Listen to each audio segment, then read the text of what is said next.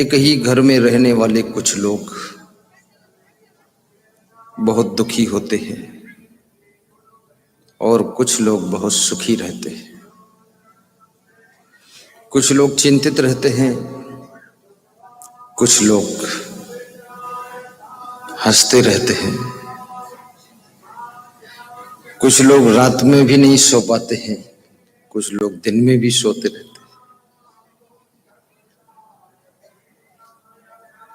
कुछ लोग शराब पीते रहते हैं और कुछ लोग पानी भी समय पर नहीं पीते हैं। बड़ी विचित्र दशा है।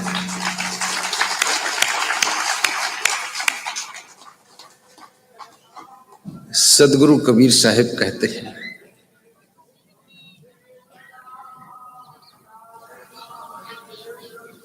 सभी शास्त्रों में भी लिखा है, कबीर कमाई अपनी कभी न निष्फल जाए, बोया पेड़ बबूल का आम कहां से खाए। रामचरितमानस में भी बताया गया कि कर्म प्रधान विश्व रचि राखा, जो जस करे सो तस फल चाखा।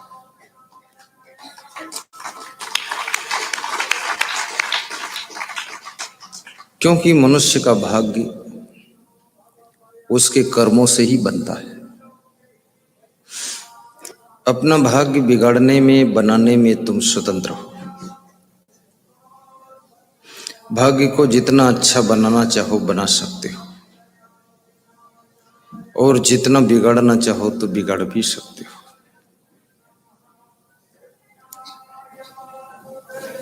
भाग्य किसी का आकाश से नहीं टपकता है। भाग्य की खेती कर्म की भूमि पर होती है।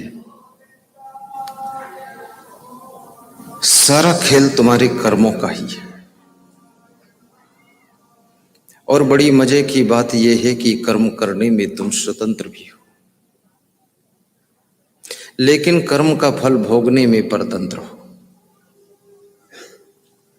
कर्म करने में आजादी है, परंतु कर्म का फल तुम ना चाहो तो भी मिल जाता है। और आज का कर्म कल का भाग्य बन जाता है। बचपन का कर्म जवानी में भाग्य बन करके आता है और जवानी का कर्म बुढ़ापे में भाग्य बनकर सामने आ जाता है। इस जीवन का कर्म अगले जन्म में भी भाग्य बनकर मिलता है, क्योंकि आत्मा अजर अविनाशी है। और आत्मा अजर अविनाशी है, इसलिए किसी भी जन्म में कोई कर्म करो, वो सब कर्म का बंडल आपके जीवात्मा के साथ में संस्कार के रूप में रहता है। पिछले जन्म में जिस प्रकार के कर्म तुम्हारे थे, उसी प्रकार से तुम्हें इस जीवन में वैसे ही गांव में, वैसे ही परिवार में, उसी तरह के माता पिता के द्वारा जन्म मिला। अब तुम कहते हो मेरा गांव ठीक नहीं है, लेकिन ये ठीक कर सकते थे पिछले जन्म में, और उसमें ठीक किया नहीं तुमने। तुम कहते हो माता पिता ठीक नहीं है, परिवार ठीक नहीं है, बच्चे ठीक नहीं है, पत्नी ठीक नहीं, पति ठीक नहीं, पर इसको सुधारने का समय आपको मिला था पिछले जन्म में, तो वहां तुमने ठीक किया नहीं। अब तो सिस्टम बिगड़ गया है। एक सज्जन कह रहे थे कि मेरी पत्नी इतनी दुष्ट है, जो कहो उसके उल्टा ही करती है, और ना कहो तो बिल्कुल कुछ करती ही नहीं है, और एक बात कहो तो चार बात का जवाब देती है। अंग्रेजी पढ़ी नहीं है, फिर भी इंग्लिश में बोलती, ताबड़तोड़ बोलती चली जाती है। और गुस्सा इतना करती है कि नाराज हो जाती है तो थैला लेकर मायके चली जाती है, और बुलाने जाओ तो कहती है कभी नहीं आऊंगी, कभी नहीं, कभी नहीं, कभी नहीं।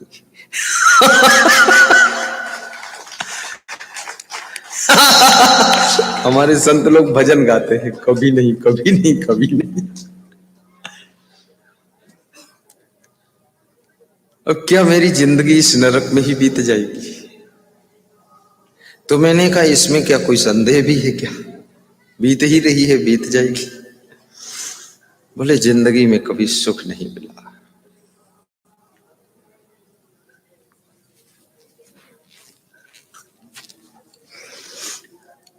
यदि तुमको अच्छे स्वभाव की पत्नी मिली है,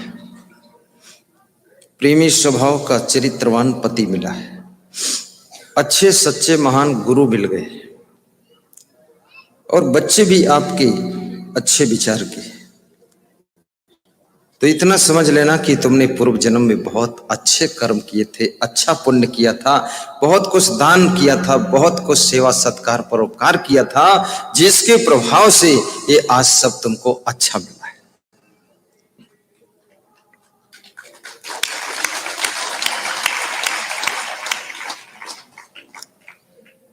इसलिए मनुष्य का जीवन यदि मिले तो उसमें कुछ परोपकार भी करना चाहिए, दान भी करना चाहिए, बड़े बड़े भंडारों में जाकर के भी सहयोग करना चाहिए। अभी मेरे पास में एक फोन आया, महाराष्ट्र के संतोष कुमार जी। संत जी ने एड्रेस तो नहीं बताया कहां से है, शायद नागपुर से हो या कहीं से हो।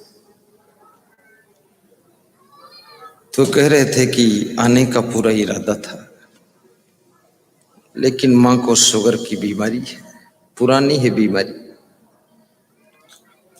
तो मां को ज्यादा बीमारी बढ़ गई तो मां हॉस्पिटल में पहुंच गई। अब मैं आपका आदेश चाहता हूं, आऊं कि ना आऊं? तो मैंने कहा मां को रिलैक्स करके घर पहुंचा करके 2-4 दिनों के बाद तुम आ जाना, तुम्हारी सेवा तो यहां आ ही चुकी है। बोले सेवा भी आ गई है, मैं भी आ जाऊंगा, इच्छा बहुत है आने की। तुम जो सब यहां बैठे हो, यहां जो हजारों लोग भोजन भंडारा में भंडारा ग्रहण करके तृप्ति एहसास कर रहे हैं, उनके लिए उन्होंने 1 लाख रुपए नगद भेजा है कि मेरी ओर से भी कम से कम 10,000 लोगों को भोजन मिलना चाहिए।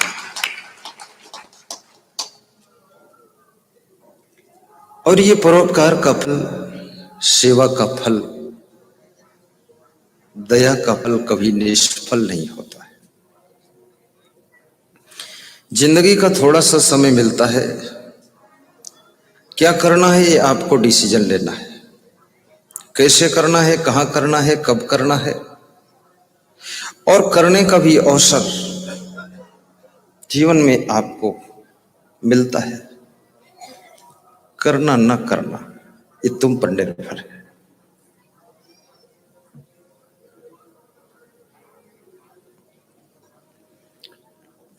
दो प्रकार के कर्म होते हैं, एक तो पुण्य कर्म होता है, दूसरा पाप कर्म होता है। अब पुण्य क्या है और पाप क्या है, इसको समझना बहुत बड़ी बात है। जो तुम अपने लिए चाहते हो दूसरों से वही करना पुण्य है। दूसरों के साथ तुम चाहते हो कि दूसरे लोग मेरा सम्मान करें, तुम चाहते हो कि दूसरे लोग हमसे प्रेम से बोले। यही व्यवहार जब तुम दूसरों के साथ में करते हो तो तुम्हारे द्वारा पुण्य प्रारंभ हो जाता है। और सम्मान एक ऐसी चीज है जिसको विशाल देव ने धर्म कहा है। दान धर्म सम्मान धर्म है, वचन हितैषी गाय। सम्मान देने में खर्च तो कुछ नहीं होता है, लेकिन अगले आदमी का दिल भर जाता है। और प्रेम और सम्मान सबकी ख्वाहिश होती है। तुम चाहते हो हम जिस घर में रहते हैं उस घर के लोग हमको रोज प्रेम करें, और ये भी चाहते हो कि वहां मेरा सम्मान भी रहे। कितने लोगों का तो घर ही अपमान है, बाहर सम्मान कैसे होगा, घर में ही सारा खेल बिगड़ा हुआ है। और कितने लोगों की जिंदगी में देखा जाता है कि पूरे गांव में अपमान भरी जिंदगी जीते हैं। सम्मान यदि चाहते हो तो सबसे पहले अपने स्वभाव को भी सुधारो, प्रेम भी मिलेगा, सम्मान भी मिलेगा। चरित्र को भी सुधारो। चरित्र सुधारने में भी कोई खर्चा नहीं है। जिनका चरित्र अच्छा है उनको सब जगह सम्मान मिलता है, सब जगह उनको प्रेम करने वाले मिल जाते हैं। अपरिचित में भी वह हीरो बनकर रहते हैं, परिचितों में भी हीरो बनकर रहते हैं। इसलिए याद रखना, सम्मान चाहने से पहले अपने स्वभाव को सुंदर बनाना, चरित्र को सुंदर बनाना। भगवान श्री राम के पास में वनवास में क्या था? जिस समय वनवास की मांग किया था कैकेयी ने, तो उसने शर्त रखा था कि उदासियों के कपड़े पहनाकर इनको जंगल भेजा जाए। पैंट शर्ट में नहीं, पाजामा कुर्ता में नहीं, उदासी भेष पहना दो। उदासी भेष का मतलब होता है विशेष भक्तों की पोशाक पहना दो, साधना की पोशाक पहना दो, उसको उदासी कहते हैं। तो उनको पीले रंग के कपड़े पहना दिए गए। अब ऐसा क्यों किया गया कि ऐसे कपड़े पहनाए गए कि इन कपड़ों को पहन करके अब लफड़ों वालों के साथ बैठ ना सके, इसलिए साधु संतों जैसे कलर के कपड़े पहना दिए, ताकि हमारे बच्चे साधु संतों के यहाँ ही जाएं। अन्यथा 14 साल स्वतंत्र रहेंगे तो वनवास में इनकी मानसिकता भी बिगड़ सकती है। इसलिए ये साधु संतों की संगत में ही रहें। ऐसे पीले कपड़े पहना दो जैसे हमारे श्री रामाधारी यादव पहने हैं। खड़े होकर दिखाइए कैसे पहने हैं। बस ऐसे कपड़े थे। बस फर्क इतना है, इन्होंने एक सिदरी डाल ली है और टोपी लगा दी है, ये ज्यादा हो गया बेटी। लेकिन वनवास में राम ने जाकर के वहां पर कितना सम्मान पाया। रीछ भालू बानरों ने उनका सम्मान किया। बंदर किसी का सम्मान कर सकते हैं क्या? आदमी तो सम्मान नहीं करता, बंदर इतने समझदार कब से हो गए। लेकिन भगवान राम में एक कला थी जो बानर को भी, जो नर नहीं कर सकता है वो बानर ने करके दिखाया राम के प्रेम में। यदि आपके पास में प्रेम की शक्ति है, आपके पास में चरित्र की शक्ति है, आपके पास में यदि सत्कर्मों की शक्ति है और यदि आपके पास में सुंदर व्यवहार की शक्ति है, तो आप सब जगह सबको आकर्षित करके अपने लक्ष्य को पूर्ण करने में सफल हो सकते हैं।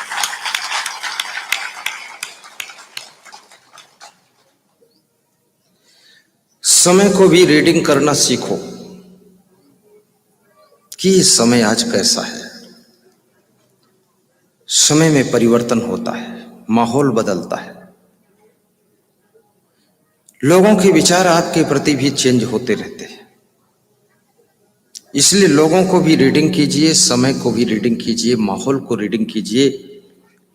यदि माहौल कहता है कि इस समय तुम चुप रहो, गम खा लो, कुछ बोलो मत, मौन साध लो, तो उस समय तुम शत्रुघ्न जैसे मौन होकर के बैठ जाना। उसी में शांति और सफलता छिपी हुई है। यदि माहौल कह रहा है, रीडिंग कर लिया कि इस समय कुछ बोलना चाहिए आपको, तो उस समय शेर की दहाड़ जैसे बोलिए भी, क्योंकि बोलने से ऐसे सफलता मिल सकती है जैसे माननीय नरेंद्र मोदी को बोलने से प्रधानमंत्री बनने की सफलता मिली। पूर्व प्रधानमंत्री मनमोहन सिंह ने यह भी सिखा दिया कि ना बोल करके भी प्रधानमंत्री बना जा सकता है, ये भी सिखाया है। 10 साल मौन रहे, बोले। इसलिए मैं महिलाओं को कहूंगा, घर में तुम भी मनमोहन बन जाओ, कम बोला करो, तो तुम घर की गृह मंत्री जरूर बन जाओ।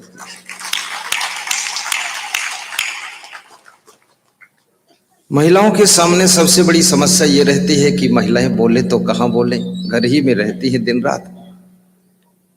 और पति है, बच्चे हैं, तो उन्हीं के साथ में उनका महाभारत होता रहता है। इसलिए कभी कभी महिलाओं को, इनको ज्यादातर सुखी रहना चाहते हो तो इनको गांव में एक मंदिर बना दीजिए या गांव में एक कीर्तन की टोली बना दीजिए। उसमें गांव भर की महिलाएं 20, 25, 30 महिला भजन मंडली की सदस्य हो जाए और एक दिन भजन इनके घर पे, दूसरे दिन उनके घर पे, तो 2-4 घंटे गा लेंगी तो इनकी भड़ास निकल जाएगी और तुम छुट्टी पा जाओगे, नहीं तो तुम पर ही भड़ास निकलेगी। भजन मंडली बनाइए। मैं बहुत से गांव में गया तो भजन मंडली है, तो मैंने उनके पतियों से पूछा ये भजन मंडली से तुम लोगों को क्या फायदा हुआ? बोले फायदा तो हम ही लोगों को ज्यादा हुआ, क्योंकि ये 4-4 घंटे भजन गाती है, बोलते बोलते थक जाती है, घर में शांति से रहती है, तो हमको सुकून मिल रहा।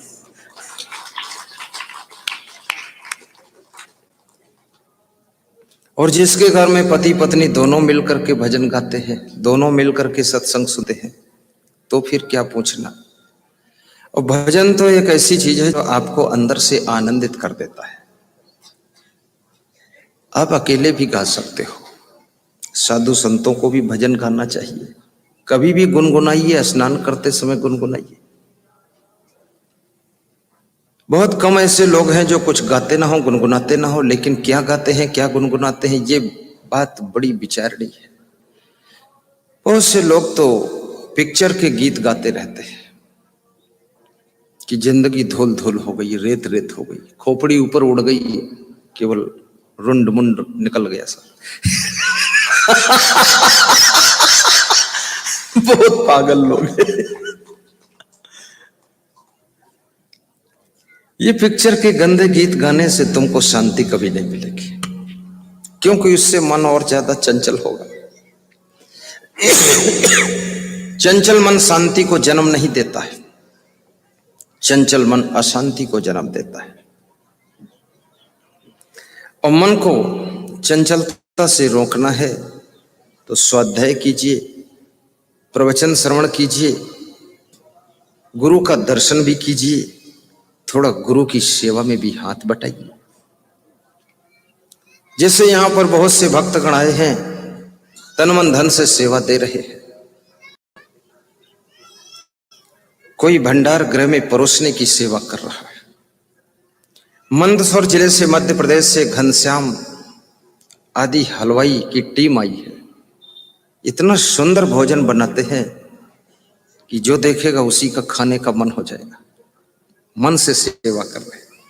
वहां परोसने वाले बहुत से भक्तगण जुटे हुए हैं, संत भी डीलिंग करते हैं, प्रवीण जी, पुष्कर जी, देवकर जी और नारायण जी, करनेल सिंह जी, और बनारस के अजय जायसवाल जी वे आए थे दर्शन करने। देखा कुछ सेवा की जरूरत ज्यादा ही लग रही है, तो पूरे सामान स्टोर के इंचार्ज का सीट लेकर के और कोठारी का काम कर रहे हैं।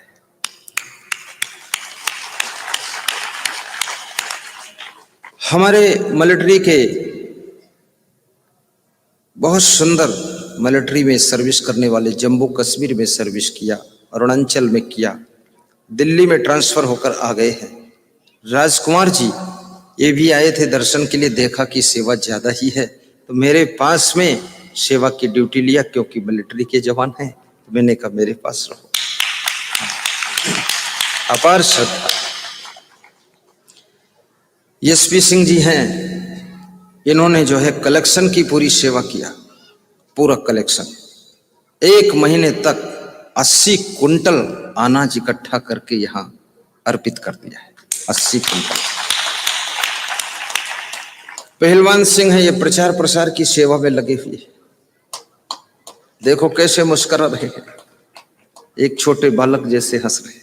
सेवा से आनंद मिलता है। बैठिए।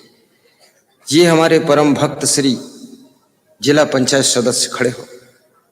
क्या नाम है? नाम पहुंचाया नहीं अभी तक।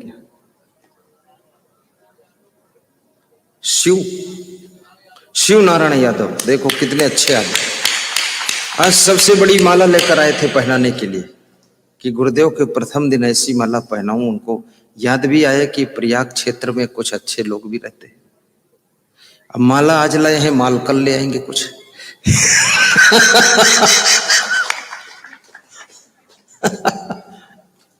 माला और माल, माला माल कर दो।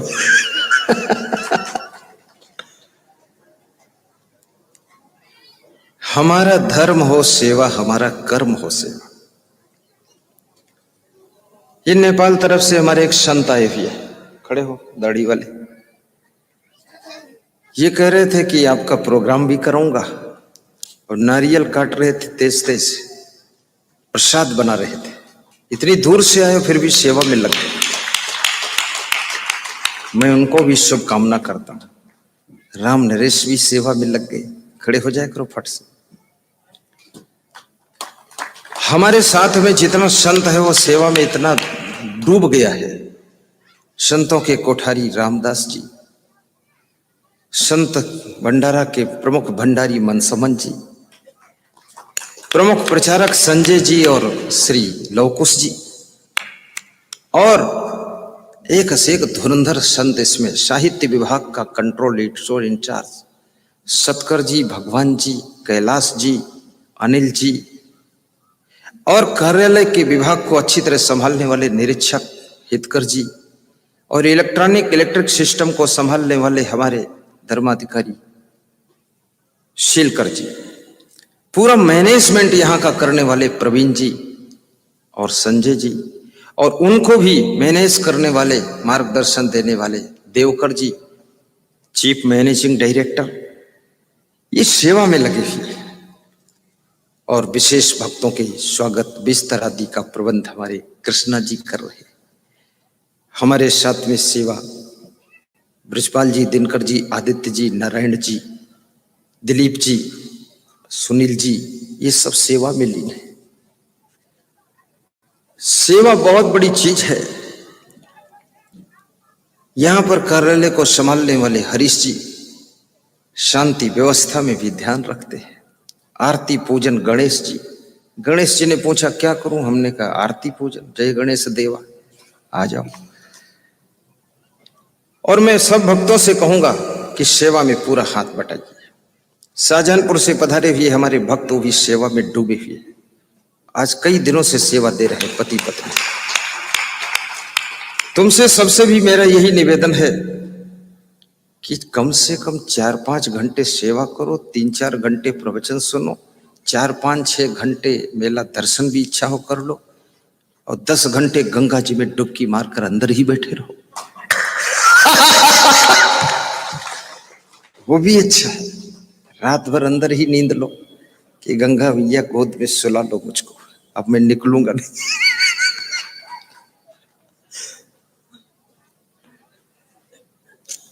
हमारा धर्म हो सेवा, हमारा कर्म हो सेवा। आइए। हमारा धर्म हो सेवा, हमारा कर्म हो सेवा। सदा सतसंगियों में मिल हमें सेवक बना जाना। सदा सतसंगियों में मिल हमें सेवक बना जाना। सदा सतसंगियों में मिल हमें सेवक बना जाना। हमारे ध्यान में आकर प्रभु जी आँखों में बस जाना। हमारे ध्यान में आकर प्रभु जी आँखों में बस जाना। गुरु जी आँखों में बस जाना। बहुत सुंदर। संतों की श्रेणी में हमारे शिशपाल जी, चिरंजी जी, रामपाल जी, दिनकर जी जो इधर छिप कर बैठे, आ जाओ। ये 12 साल से सेवा दे रहे हैं इधर। इनको जरा ताली बजाकर सम्मान।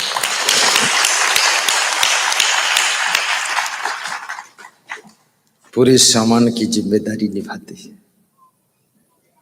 और सोने अलग जाते हैं, बाकी हमारे साथ में रहते हैं 12 वर्ष हो गए और बोलते कभी कुछ नहीं।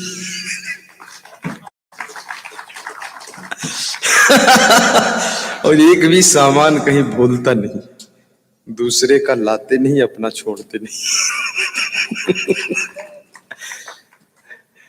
मैं उनको बोलता हूं कि वहां भक्त जी ने वो तकिया दान दिया था, वो लाए? बोले आपने आज्ञा नहीं किया तो हम वही छोड़ के आ गए। बोले बिना आपके आदेश किसी की सुई नहीं लेता हूं मैं। बहुत महान व्यक्ति है। तुम भी थोड़ा जोर से हंसा भी करो, बहुत सीरियस रहते हैं तुम। इस तरह तो लग रहा कि 2-3 दिन में निपट जाओगे।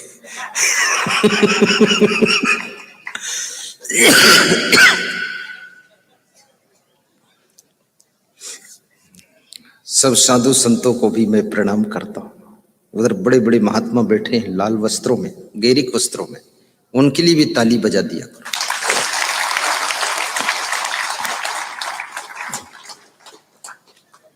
धन्यवाद है। बहा दो प्रेम की सरिता, दिलों में प्यार का सागर, हमें आपस में मिलजुल कर प्रभु जी रहना सिखा जाना। बहा दो प्रेम की सरिता, दिलों में प्यार का सागर, बहा दो प्रेम की सरिता, दिलों में प्यार का सागर, हमें आपस में मिले जुले कर प्रभु जी रहना सिखा जाना। हमारे आपस में मिले जुले कर प्रभु जी रहना सिखा जाना। हमारे ध्यान में आकर गुरु जी आँखों में बस जाना। हमारे ध्यान में आकर गुरु जी आँखों में बस जाना। बोलिए सद्गुरु भगवान की जय। सीधे बैठ जाओ, सीधे।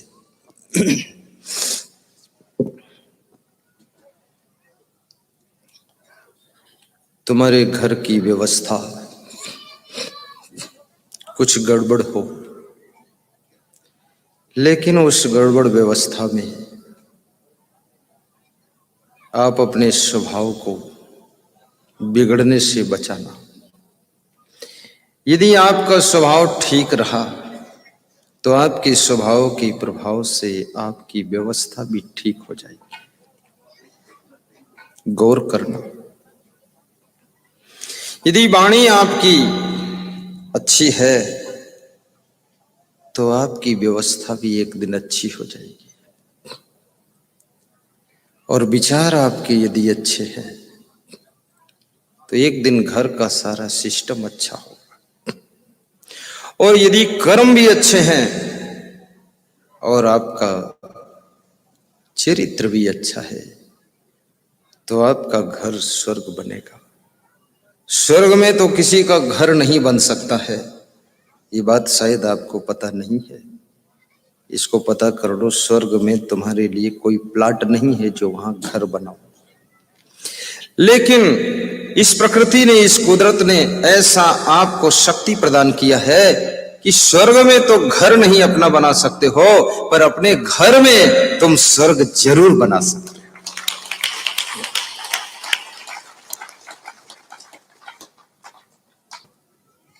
ऐसे मरने के बाद सबके नाम के आगे स्वर्गीय लिख दिया जाता है कि सब स्वर्गीय हो गए। और मुझे आश्चर्य होता है कि यदि सब स्वर्गीय हो गए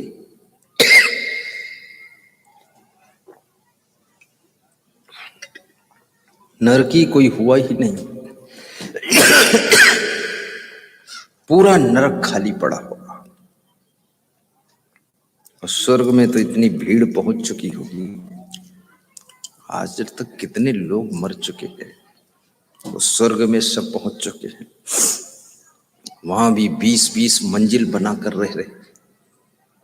लोग कहते भगवान ने स्वर्ग बनाया, तो भगवान को कितना स्वर्ग को और डेवलप करना पड़ रहा होगा।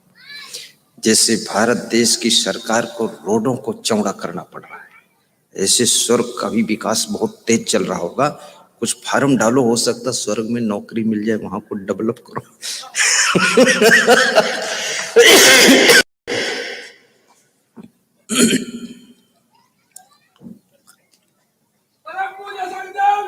जय जय जय जय। मृदुवाणी सुंदर स्वभाव, सभी सुखों की खान है।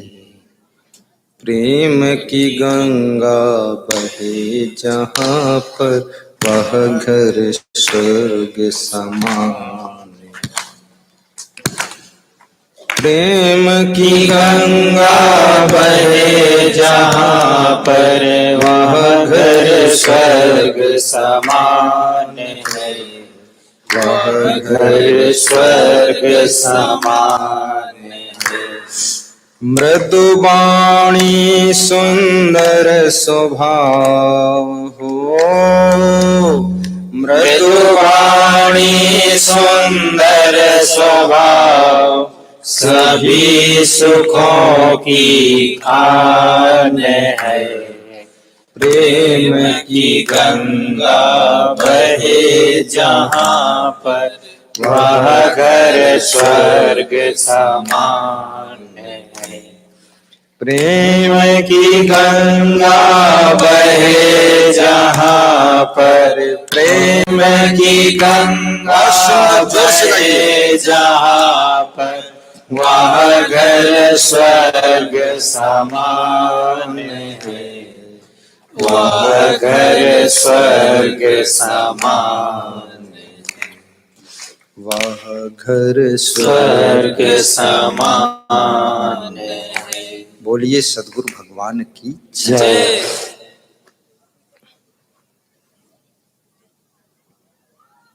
सुख कैसे मिलेगा?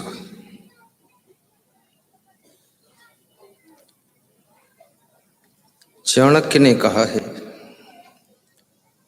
शांतुल्यम तपो नास्ति, न संतोषात् परम सुखम। शांति के समान तप नहीं है। तुम ये मत सोचना कि तपस्या केवल पहाड़ों में होती है, जंगलों में होती है, कंदराओं में होती है। तपस्या जो तुम्हारे घर में भी हो जाती है, जब तुम शांति से रहते हो, तुम्हारे मन में वाणी में शांति रहती है, स्वभाव में शांति है, तो तपस्या का शुभारंभ हो जाता है।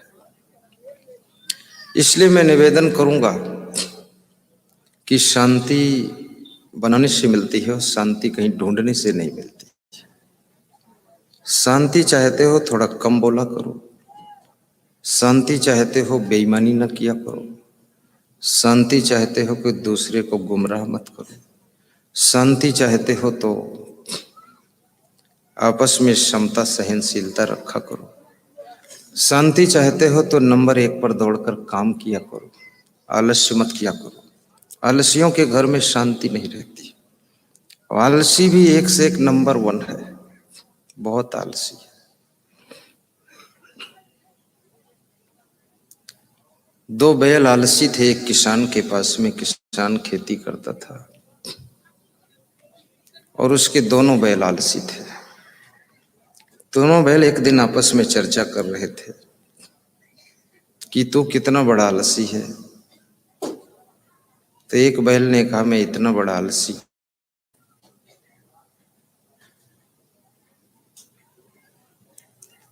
कि मेरा मालिक जब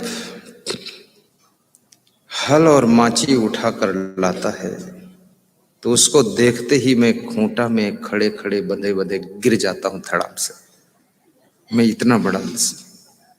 ज्यों ही हल को देखता हूं, माची को देखता हूं, सीधे गिर पड़ता हूं। मेरा मालिक हल माची रखाता है और मुझे टटोलता है। बैल कुछ बीमार हो गया अचानक, और मैं अपनी सांस को रोककर बेसुध पड़ा हो जाता हूं। उसको लगता है आज इसको खेत मत ले चलो, बहुत बीमार है, और मुझे छुट्टी मिल जाती। उस दिन काम नहीं करना पड़ता। मैं इतना आलसी। तो दूसरा बैल बोला, तू क्या आलसी है, मेरे आलस्य के आगे तू थर्ड नंबर पर है, मैं फर्स्ट नंबर का आलसी हूं। आलसियों में भी नंबर होते हैं, टॉप नंबर के भी आलसी होते हैं। सब में नंबर है। गांजा पीने वालों में भी नंबर है, बीड़ी पीने वालों में भी नंबर है। गांजा पीने वाले कहते हैं कि गांव में नंबर 1 का गांजा पियक्कड़ हूं। बीड़ी पीने वाले कहते हैं एक बीड़ी सुबह जलाता हूं, दिन भर उसी बीड़ी से दूसरी बीड़ी जलाकर पीता हूं। इस एरिया में सबको पछाड़ दिया हूं, मूर्खता में नंबर 1 का मूर्ख हूं।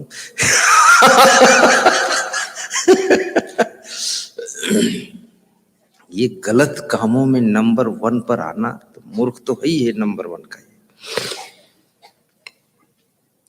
और बड़ी मजे की बात है, दूसरे बैल ने कहा कि मैं तो इतना आलसी हूं कि मेरा मालिक जब स्नान करता है और बाल्टी से पानी लोटा में डुबा कर लेता है और अपने सिर पर डालता है, उसको थोड़ा ठंडी जब लगती है तो उसके मुख से शब्द निकलता है, हर हर हर हर हर हर।